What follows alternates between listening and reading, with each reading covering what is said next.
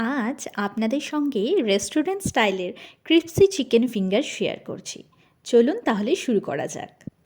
দোকান থেকে চিকেনের বেস্ট পিস নিয়ে লম্বা মতন কেটে ফিঙ্গার শেপ দিয়ে নিন।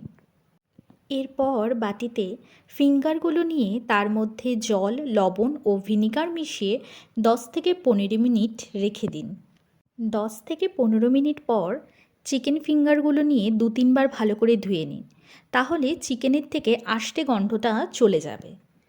এরপর ফিঙ্গারগুলির মধ্যে লবণ, হলুদ, ধনিয়ার গুঁড়ো, লঙ্কার গুঁড়ো, জিরের গুঁড়ো, কাশ্মীরি লঙ্কার গুঁড়ো, গোলমরিচের গুঁড়ো এবং চিকেন মশলা দিয়ে নিন। তারপর আদা রসুনের পেস্ট ও ভিনিগার দিয়ে ভালো করে ম্যারিনেট করে 2 থেকে 3 ঘন্টার জন্য রেখে দিন।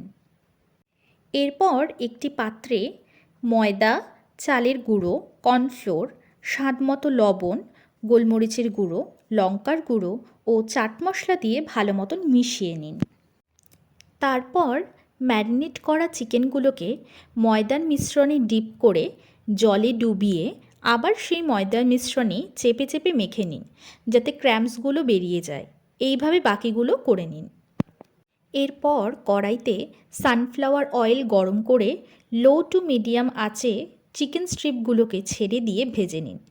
5 থেকে 7 মিনিটের মধ্যেই দেখবেন লালচে হয়ে গেছে, তখন তেল ছেঁকে তুলে নিন। তাহলে চিকেন স্ট্রিপগুলো কিন্তু রেডি। এবার সময় নষ্ট না করে সবাইকে পরিবেশন করে নিজেও 2-4টা খেয়ে নিন।